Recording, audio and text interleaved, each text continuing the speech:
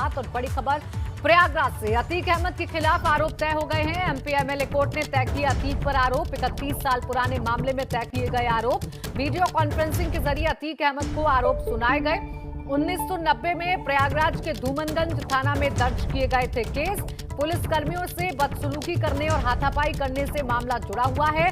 अब जल्द ही शुरू हो सकेगा इस मुकदमे का ट्रायल। तो अतीक अहमद पर आरोप तय कर लिए गए हैं। वीडियो कॉन्फ्रेंसिंग के जरिए अतीक अहमद को आरोप सुनाए गए। मोहम्मद मोइन मेरे सहयोगी जुड़ गए ज्यादा जानकारी के साथ। मोइन, क्या अपडेट्स आपके पास? ये देखिए, ये 31 साल पुराना मामला है, प्रयागराज के धूमनगंज इलाके का है और अतीक अहमद पर ये आरोप था कि उन्होंने जो वहां पर पुलिस वाले थे उनके साथ बदसलूकी की थी, हाथापाई की थी। मुकदमा दर्ज हुआ था, लेकिन किन्हीं वजहों से फाइल लगातार लंबे समय तक रुकी पड़ी हुई थी। प्रयागराज के स्पेशल एमपी एमएलए कोर्ट में इस मामले की सुनवाई चल रही थी और आज इस मामले में अतीक अहमद पर आरोप तय कर दिए गए हैं। वीडियो कॉन्फ्रेंसिंग के जरिए इस मामले में सुनवाई हुई है और जज ने अतीक अहमद पर भी जब ये आरोप सुनाए तो उन्होंने इन आरोपों को मानने से इनकार कर दिया। लेकिन ये जरूर कहा जा सकता है कि 31 साल पुराने मुकदमे में अब ट्रायल जल्द से जल्द शुरू होने की संभावना पैदा हो गई है और उम्मीद ये जताई जा रही है कि अगले 1 से 1.5 महीने के अंदर इस मामले में ट्रायल भी शुरू हो जाएगा। शुक्रिया आपका तमाम जानकारी के लिए मोइन।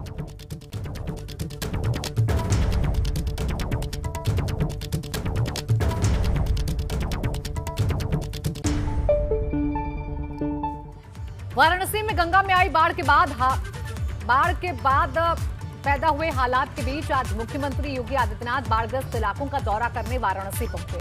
सीएम योगी ने पहले वाराणसी और आसपास के इलाकों में बाढ़ का हेलीकॉप्टर से निरीक्षण किया।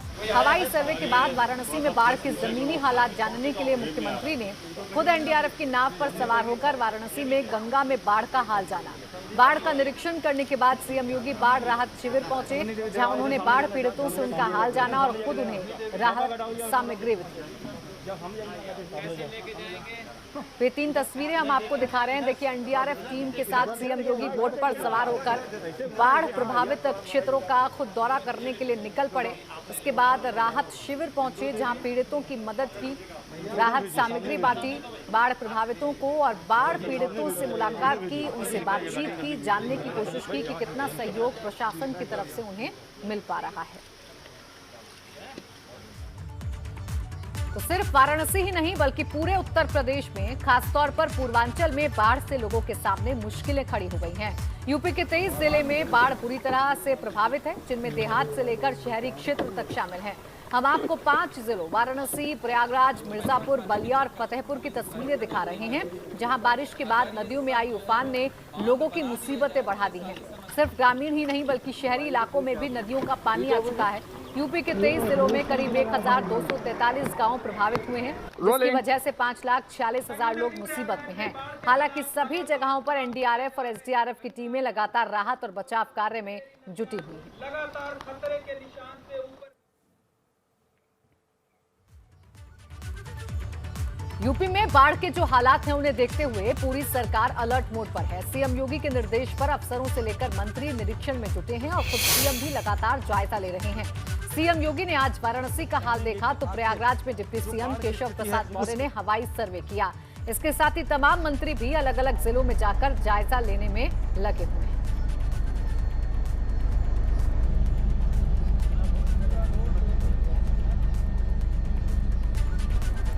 देखिए, तस्वीरें हम आपको दिखा रहे हैं। सरकार पूरी तरीके से अलर्ट मोड पर है और अब सरकार के तमाम नुमाइंदों को जिम्मेदारी सौंपी गई है कि वो खुद मौके पर जाएं और स्थिति को देखें और जल्द से जल्द मदद लोगों तक पहुंचाएं। सीएम जहां वाराणसी में थे तो डिप्टी सीएम प्रयागराज में थे। इसके अलावा मंत्री भी अब सरकार के खुद ग्राउंड पर जा रहे हैं और बाढ़ प्रभावितों से मिलकर उन्हें मदद का आश्वासन दे रहे हैं। कानपुर में धर्मांतरण को लेकर हिंदूवादी संगठन नेताओं ने हंगामा किया। बर्रा इलाके की एक महिला का आरोप है कि उसके इलाके में रहने वाले सलमान और सद्दाम नाम के 2 मुस्लिम युवक उस पर और उसके परिवार पर धर्म परिवर्तित करने का दबाव बनाते हैं। कई बार मना करने पर 20,000 रुपए का लालच भी दिया। इसके बाद भी जब पीड़िता ने दोनों की बात नहीं मानी तो आरोप है कि सलमान और सद्दाम ने पीड़िता के परिवार की बेटियों को परेशान करना शुरू कर दिया, जिसकी शिकायत पीड़ित परिवार ने पुलिस से दी, लेकिन बर्रा थाने की पुलिस ने मामले का संज्ञान नहीं लिया। इसके बाद पीड़ित परिवार ने मामले की जानकारी हिंदूवादी संगठन के नेताओं को दी। धर्मांतरण के मामले की जानकारी के बाद बजरंग दल के नेताओं और कार्यकर्ताओं ने भारी हंगामे के साथ एक शख्स को पकड़ लिया और उसकी पिटाई करने के बाद पुलिस के हवाले कर दिया, जबकि आरोपी का एक साथी फरार बताया जा रहा है। वहीं पुलिस ने पकड़े गए आरोपी के परिजनों की शिकायत पर हंगामा करने वालों के खिलाफ केस दर्ज कर दिया। कह रहे अपना धर्म छोड़ के हमारे धर्म में आ जाओ, हम नहीं आ रहे तो कह रहे 20,000 रुपया ले लो, धर्म बेच दो। धर्म नहीं बेच रहे तो कह रहे तुमको रहना दुश्वार कर देंगे, वहाँ डरेंगे, जान तो मार देंगे। कहीं इधर से पल्ली नोचते, कहीं उधर से पल्ली नोचते, कहीं बिटियन कहीं चट घसीटन कर रहे हैं। लोग कहते रहने नहीं देंगे, जान तो मार देंगे, कमाने नहीं देते, कहीं जाने नहीं देते, कहाँ लगे हम घर पे घुसी रहा है। आज थाना बर्रा क्षेत्र में रामगोपाल चौराहे के पास कच्ची बस्ती जो है वहाँ की एक घटना का वीडियो प्रकाश में आया, जिसमें एक व्यक्ति के साथ लोग मारपीट कर रहे हैं। जो पीड़ित है उसकी तहरीर के आधार पर कुछ नामजद व कुछ अज्ञात व्यक्तियों के खिलाफ मुकदमा कायम कर लिया गया है। इसमें अग्रिम कानूनी कार्रवाई अमल में लाई जाए। मेरे सहयोगी रतीश इस खबर पर ज्यादा जानकारी देंगे। रतीश, क्या अपडेट है और किस तरीके से मामला प्रकाश में आ रहा है? देखिए, जबरन धर्म परिवर्तन कराने का मामला है। एक महिला ने आरोप लगाया था कि उसके पड़ोस में रहने वाले 2 युवक उस पर लगातार नाबालिग बेटियों के साथ छेड़छाड़ करते हैं और रोकने पर लगातार ये कहते हैं कि वो अपना धर्म परिवर्तन कर ले, लेकिन महिला इस बात पर अड़ी हुई है कि वो अपना धर्म परिवर्तन नहीं करेगी। इसके बाद कुछ स्थानीय लोगों को उसने मदद के लिए बुलाया था, जिन स्थानीय लोगों ने मदद के दौरान एक युवक को पकड़ लिया और उसके बाद उसकी जमकर पिटाई करी है। महिला की शिकायत धर्म परिवर्तन की थी, लेकिन पुलिस ने जो महिला की तरफ से तहरीर लेकर के केस बनाया वो छेड़खानी का था। इसी बात पर आपत्ति थी कि मामला धर्म परिवर्तन का दबाव बनाए जाने का है, लेकिन छेड़खानी को लेकर के मुकदमा लिख लिया गया।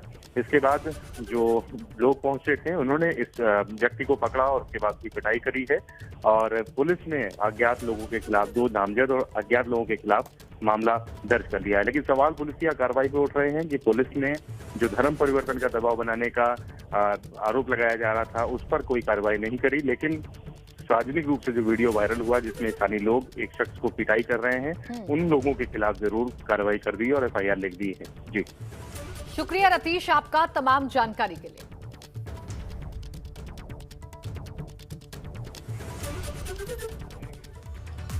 सोलह अगस्त से शुरू होने जा रहे भाजपा के किसान सम्मेलन पर समाजवादी पार्टी अध्यक्ष अखिलेश यादव ने सोशल मीडिया के जरिए निशाना साधते हुए कहा कि भाजपा को सिर्फ चुनाव के वक्त ही किसानों की याद आती है। अखिलेश यादव ने सोशल मीडिया पर ट्वीट पोस्ट करते हुए भाजपा पर तंज कसते हुए लिखा है कि भाजपा बातों की खेती करती है और अब वो यूपी में किसान सम्मेलन करने जा रही है, लेकिन किसान 2022 में भाजपाइयों के बहकावे में नहीं आने वाले।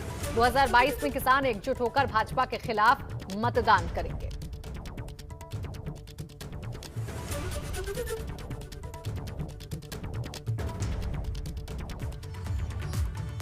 वहीं 2022 चुनाव को देखते हुए कांग्रेस ने प्लान तैयार कर लिया है। 19 अगस्त से यूपी में कांग्रेस अपना चुनावी अभियान शुरू करने जा रही है।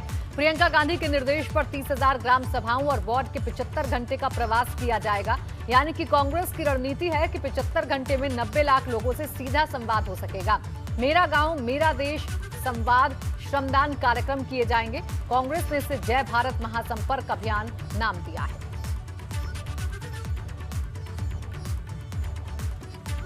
दिवस के 75वीं वर्षगांठ के शुभ अवसर पर यूपी कांग्रेस के नेतागण व कार्यकर्ता प्रदेश के 30,000 ग्राम सभाओं में, वार्डों में 75 घंटे का प्रवास करेंगे। इस कार्यक्रम को हम 19 तारीख से शुरू करने जा रहे हैं, जो 21 तारीख तक 3 दिनों तक लगातार चलेगा। 2022 के लिए कांग्रेस चुनाव समिति के 38 सदस्यों की टीम में पूर्व केंद्रीय मंत्री और यूपी के दिग्गज कांग्रेस नेता श्री प्रकाश जायसवाल को जगह नहीं मिली है, जिसके बाद सवाल उठने लगे हैं कि आखिर 2 बार सांसद और केंद्रीय मंत्री रह चुके श्री प्रकाश जायसवाल जैसे सीनियर नेता को कांग्रेस चुनाव समिति में जगह क्यों नहीं मिली। हालांकि इस बारे में खुद श्री प्रकाश जायसवाल ने तो कुछ भी बोलने से इनकार कर दिया, लेकिन जानकार श्री प्रकाश जायसवाल को पार्टी में दरकिनार करने के पीछे वजह बता रहे हैं।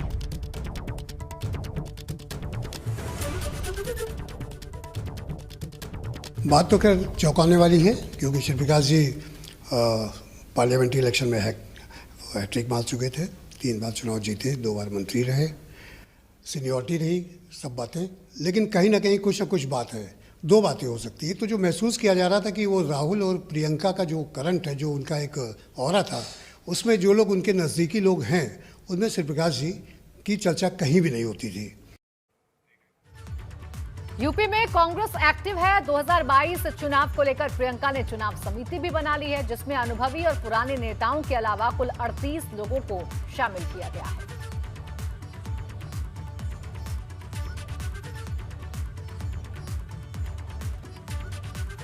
ये पहली बार मैं देख रहा हूं कि 7 महीने पहले पीसी का गठन हो गया, प्रदेश इलेक्शन कमेटी का। तो अब इसकी बैठकें रेगुलर होती रहेंगी, डिवीजन वाइज, जिले वाइज। अब हम वही नाम लाएंगे, या ज़्यादा बेहतर मौका होगा कार्यकर्ता के पास भी और जो लोगों को नाम देना है उनके पास भी, कि वो जेन्युइन, टिकाऊ और जिताऊ दोनों तरह के कार्यकर्ताओं को ढूंढकर, जो चुनाव लड़ सकते हैं उन अभ्यर्थियों को ढूंढकर हम कर रहे हैं। ये दिखाता है कि कांग्रेस कितनी गंभीर है उत्तर प्रदेश के चुनाव को। और बड़ी खबर इस वक्त दिल्ली से। निषाद पार्टी अध्यक्ष संजय निषाद आज बीजेपी के पार्टी अध्यक्ष जेपी नड्डा से करेंगे मुलाकात। यूपी विधानसभा चुनाव और अन्य मसलों पर होगी बातचीत। दोनों नेताओं की मुलाकात आज रात को होगी। तो देखिए, ये बैठक यूपी चुनाव को देखते हुए काफी अहम मानी जा सकती है, क्योंकि इस वक्त निषाद समाज को रिझाने के लिए, अपने पाले में करने के लिए तमाम राजनीतिक दलों ने दांव अपने अपने खेल दिए हैं। और अब निषाद पार्टी अध्यक्ष जो संजय निषाद आज बीजेपी के पार्टी अध्यक्ष जेपी नड्डा से मुलाकात करेंगे। यूपी विधानसभा चुनाव और अन्य मसलों पर बातचीत होगी। दोनों नेताओं की मुलाकात आज रात को होगी।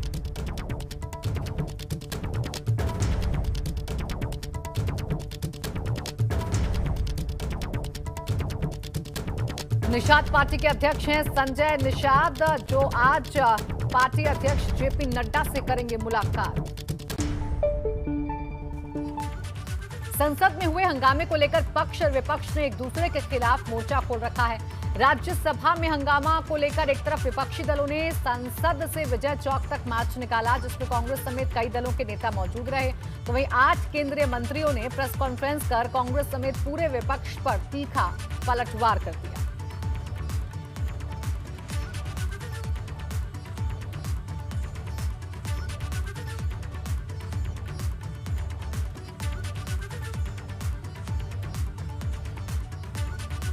देखिए, जिस तरीके से संसद में हंगामे को लेकर बवाल हो रहा है, उस पर लेकर पक्ष और विपक्ष दोनों ही एक दूसरे को कटघरे में खड़ा कर रहे हैं।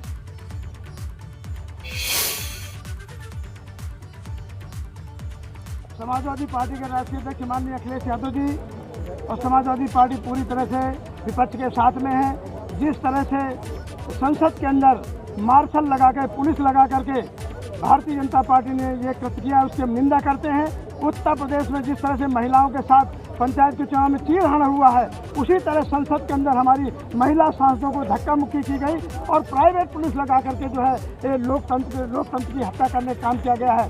विपक्ष पूरा चाहता था कि पेगासस पे चर्चा हो, किसान बिल पे चर्चा हो, महंगाई पे चर्चा हो, तो लेकिन भारतीय जनता पार्टी मात्र 2 बड़े उद्योगपतियों को पूरे देश को बेचना चाहती है। क्योंकि ये देश है, ये केवल भारतीय जनता पार्टी का नहीं है, 135 करोड़ देशवासियों का है। इसलिए पूरे देश के सभी सांसदों की जिम्मेदारी है, विपक्ष की जिम्मेदारी है कि देश को बचाने की जिम्मेदारी है। तो समाजवादी पार्टी पूरी तरह से विपक्ष के साथ में है।